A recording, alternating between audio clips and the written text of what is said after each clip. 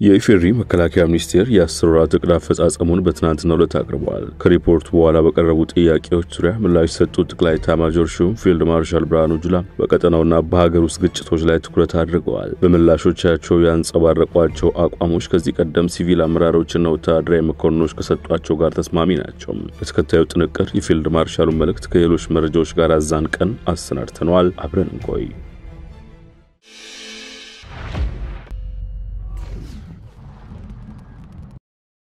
ጠቅላይ ሚኒስትር አብይ አህመድ ኢትዮጵያ የባህር በር አጀንዳን አደባባይ ካወጡት በኋላ በአስመራና አዲስ አበባ መካከል የሚደረጉት ጤናማ ያልሆኑ ልውውጦች አይለዋል። ትናንት በተወካዮች ምክር ቤት በተካሄደው የመከላከያ ሰራዊት የ10 ወራት ዕቅድ አፈጻጸም የታየው እዚህ ምድብ ውስጥ የሚካተት ነው። የመከላከያ ሚኒስትሩ አይሻ መሐመድና ኤታማዦር ሹሙ ፊልድ ማርሻል ብርሃኑ ጁላ በታደሙበት መድረክ በምክር ቤቱ የውጭ ግንኙነትና የሰላም ጉዳዮች ቋሚ ኮሚቴ አባላት በስም ጭምር እየጠቀሱ ጥያቄዎችን ሰንዝረዋል። ቋሚ ኮሚቴው ምስራቅ አፍሪካ የደህንነት ስጋት ገነበት መሆኑን በማስታወስ ጥያቄውን እንዲያቀርበዋል። ማሳያ እንዲሆን በጎረቤት ሀገር ጅቡቲ በርካታ ሀገራት የጦር ሰፈር ተመስርተው የሀገራቸውን ጥቅም ለማስከበር እየተንቀሳቀሱ ይገኛሉ። በአካባቢው በንግድ መርከቦች ላይ በአሸባሪዎች ጥቃት የደረሰባቸው ይገኛል የሚሉ የኮሚቴው አባል ኤርትራም ቀጠናውን ለመረበሽ እየተንቀሳቀሰች ነው ሲሉ በፓርላማው በግልጽ ወንጅለዋል። ከዚህ አንጻር የኢትዮጵያ ባህር ኃይል ከመቋቋምና በቀጠናው ካሉ ሀገራት ጋር በትብብር ከመስራት አንጻር ምን እየተሰራ ነው የሚል ጥያቄ ተሰንዝሯል። ከዚህ ምላሽ የሰጡት ፊልድ ማርሻል ብርሃኑ ጁላ ምስራቅ አፍሪካ የባህር በር ብቻ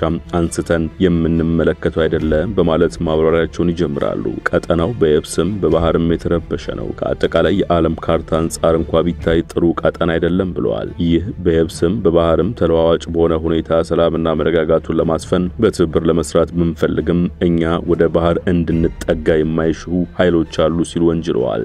ይሄን ያረግን ይያለን ግን እኛ ወደ ባህሩ እንዳንጠጋ የሚፈልጉ ኃይሎች አሉ። አንዳንዴ አሊያንስ ይፈጥራል። ኢትዮጵያ ወደ ባህር በር ወደ ባህር አጠገብ ዝር እንዳትል እናድርጋት ብለው አቅደው ግንባር ፈጥረው የሚሰሩ ደግሞ አሉ። እኛ ወደ ባህር በር ብንጠጋ ምን እንደምንጎዳቸው ጀስቲፊኬሽን ብዙ አይሰማም። ጠንካራ ትሆናለች ነው። ጠንካራ ብትሆንም እኮ ቀጠናውን ይዛ ትጠነክራለች። ኢትዮጵያ ወደ ቀይ ባህር እንዳትጠጋ ጥምረት አሊያንስ ይፈጠራል ቢሉም በስም ግን አልጠቀሱም። እርሳቸው በስም አይጥቀሱት እንጂ ማንን ለማለት እንደሆነ ግልጽ ይመስላል። ሲሚረዳ ዘንድ ወደ ኋላ ተመልሰን ጥቂት ዘገባዎችን እናስታውስ። 2017 ዓመት መጀመሪያ በወርሃ መስከረም ነበር። በወቅቱም ግንኙነታቸው የሻከረው ግብጽ፣ ኤርትራና ሶማሊያ በቀጠናዊና ዓለም አቀፋዊ ጉዳዮች ላይ ለመስራት የሚያስችላቸውን ስምምነት የተፈራረሙት። የሶስቱ ሀገራት መሪዎች ከውስጥና ከውጭ የሚመጡ ተግዳሮቶችን መቋቋም ለማስቻል የሶማሊያን ተቋማት ለማጠናከርና የሶማሊያን ብሔራዊ ፌደራል ሰራዊት ሽብርተኝነትን መዋጋት እንዲችል ለማድረግ ተስማምተው ነበር። ይህን ስምምነት ካደረጉ በኋላም ለበርካታ ጊዜያት ተገናኝተዋል። ይሁንና ለዚህ ጥምረት ዋነኛ ገፊ ምክንያት ተደርጎ የተወሰደው ኢትዮጵያም ከራስ ገዟ ሶማሊላንድ ጋር የተፈራረመችው የመግባቢያ ሰነድ በታህሳስ ወር ውድቅ ሆነ በኋላ ጥቂት መቀዛቀዝ ታይቶ ነበር። ሆኖም የትብብሩ ዋና አርክቴክት እንደሆነች የሚነገርላት ግብጽ ወደ ጅቡቲ አቅንታ ኢትዮጵያ ላይ ሴራ መሸረቧ አይዘነጋም። ፕሬዝዳንት አልሲሲ ከጅቡቲ አቻቸው ኦስማኤል ኦማር ጊሌ ጋር ባደረጉት ውይይት የቀይ ባህርና የኤደን ባህረ ሰላጤ የአስተዳደርና የጸጥታ ጉዳይ የውሃ አካላቱን የሚጎራበቱ ሀገራት ብቸኛ ኃላፊነት እንደሆነ መስማማታቸውን ገልጸው ነበር።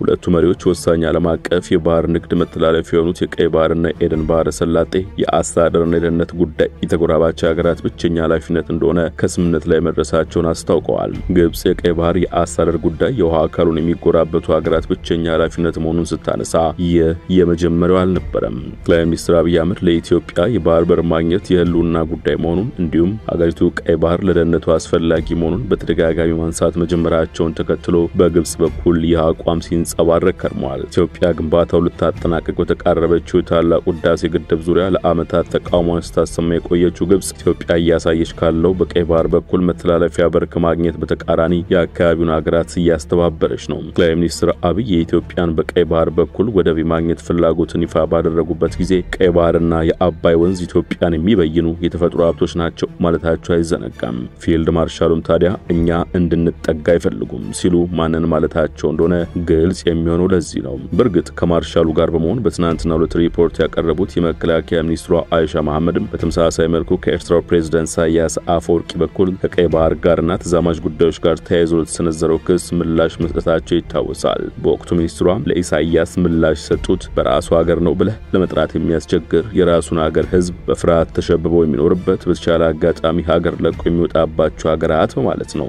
በዚህ ልክ ስለ ኢትዮጵያ ለመናገር ሙከራ ማድረጋቸው የተለመደ የእነርሱ ባህሪ እንደሆነ እናውቃለን ብለውም ነበር። በትናንቱ የምክር ቤት ውሎ ሌላው የተነሳው ጉዳይ የሀገር ውስጥ ግጭቶችን የተመለከተው ነው። አንድ የቋሚ ኮሚቴው አባል የክልሎችን ጸጥታ መዋቅር በሰው ኃይል፣ በስልጠና፣ በሎጂስቲክስ ተጠናክረው የአካባቢዎቹን ሰላምና ደህንነት እንዲያረጋግጡ ተገቢውን ድጋፍ ማድረግ ረገድ እየተሰራ ያለው ስራ እንዲብራራ ጠይቀዋል። ፊልድ ማርሻል ብርሃኑ ጁላ ለዚህ በሰጡት ምላሽ ሁኔታዎችን አስተካክለናል፣ በቅርብ ባሉት ግን በውል መቼ እንደሆነ ባልገለጹት ቀን ክልሎች የራሳቸውን ጸጥታ ራሳቸው እንዲመሩት ወደ ማድረግ እየተሸጋገር ነው ብለዋል። አስተካክለን በቅርብ ቀን ክልሎች የራሳቸው ጸጥታ ራሳቸው እንዲመሩት ወደ ማድረግ እየተሸጋገር ነው። ትንሽ ከነሱ አቅም በላይ የሆነ ሲመጣ ወደ ዛ ስራ ገብተናል። በከፍተኛ ደረጃ ደግሞ ጠላት አዳክመናል። ክልሎች እየተጠናከሩ ነው። የራሳቸው የጸጥታ ኃይል እያጠናከሩ ነው። ውስጣቸውን እያጠሩ እውነተኛ የህዝብ አስተዳደር እየፈጠሩ ነው። ከፍተኛ መሻሻል አላቸው። የመከላከያ ሰራዊት ከክልሎች እንደሚወጣ በግልጽ ሲነገር አሊያም ፍንጭ ሲሰጥ የመጀመሪያው አይደለም። የመከላከያ ሚኒስትሩ አይሻ መሐመድ ቀደም ሲል በተጠቀሰው ንግግራቸው ያነሱት ሌላኛው ጉዳይ ከዚህ ጋር በቀጥታ የሚገናኝ ነበር። በአሁኑ ሰዓት እየተገነባ ያለው ሰራዊት እነርሱ እንደሚያስቡት እዚህ ሰፈር ላይ የእነርሱ ምክር እየሰሙ ብድግ ለሚሉ ትናንሽ ኃይሎች የተደራጀ አይደለም ያሉት ሚኒስትሯም ቤታችን ውስጥ ላሉት እዚህም እዚያም ለሚታዩት ትንንሽ ነገሮች የሰፈር ሚሊሻ በቂ ነው ብለው ነበር። ይህንን የሚሊሻ ኃይልም እያሰለጠኑና እያዘጋጁ መሆኑን ተናግረዋል። መከላከያ ሚኒስትሯ በኦሮሚያና አማራ ክልሎች ያሉትን ግጭቶች በተመለከተም አስተያየታቸውን እንዲሰጥተው ነበር። ክልሎቹ ከዚህ ቀደም የነበሩበት ሁኔታ ሁሉም ሰው የሚረዳ እንደነበር የገለጹት አይሻም አካባቢዎቹ በተነጻጻሪ ሰላምና መረጋጋት የሚታይባቸው ህዝብ ተረጋግቶ ወደ ልማት ስራ የገባባቸው ሁኔታዎች ናቸው ያሉት ብለዋል። የፋኖ ኃይሎችና የኦሮሞ ነጻነት ሰራዊት ቁመና እዚህ ገባ የሚባል እንዳልሆነና ለመከላከያ ሰራዊት ስጋት የሆነ ወይም ህዝቡ ከሰላማዊ ኑሮ 100% ተነጥሎ እንደነበረው የሚያደርግ እንዳልሆነ በቃለ መጠይቁ ተናግረው ነበር። በእነዚህ አካባቢዎች ያለው ሁኔታ ሰላማዊ ሆኖ እንዲቀጥል ለማድረግ የየክልሎቹ ሚሊሻና የጸጥታ ኃይል ማሰልጠን ስራ እየተከናወነ መሆኑንም አመልክተዋል። የክልሎቹ አቅም በላይ ሲሆን ደግሞ የማገዝ ስራ እየሰራ አካባቢዎቹን ወደ ማረጋጋትና ራሱ ሰራዊቱ ወደ ነበረበት የሀገር ህልውና ጠባቂ ቁመና የመመለስ ስራ ጎን ለጎን እየተሰራ ነው ብለው ነበር።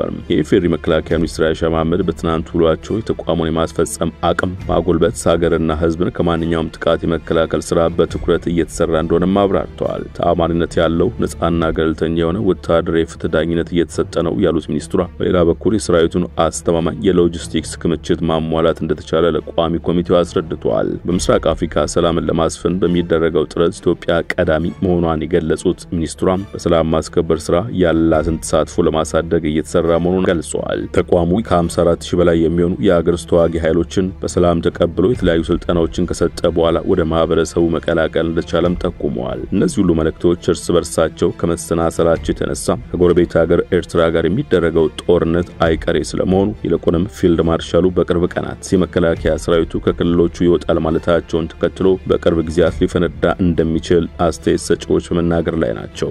ወደ ሸገር ታይምስ ተከታታዮች ለዛሬ ያሰናዳነው ጥንቅር በዚሁ ተቋጭቷል። ስትከታተላችሁን አመሰግነን። ጤና ይስጥልን።